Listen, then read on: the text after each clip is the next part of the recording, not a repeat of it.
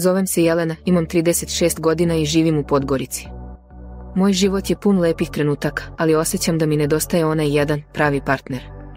Radim u administraciji, živim sama i vodim jedan uredan, miran život. Nemam dece, ali imam srce puno nežnosti koje čuvam za onog pravog. Volela sam, bila povređena, ali sam naučila da praštam, da cenim dobre ljude i da ne pristajem na ono što nije iskreno. Umorna sam od površnih susreta i lažnih obećanja. Vreme je za nešto dublje, stvarno.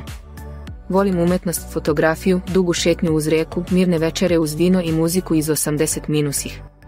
Tražim muškarca između 35 i 50 godina, koji zna šta znači poverenje i koji se ne plaši bliskosti. Neko ko nije ovde da gubi vreme, već da pronađe pravu saputnicu.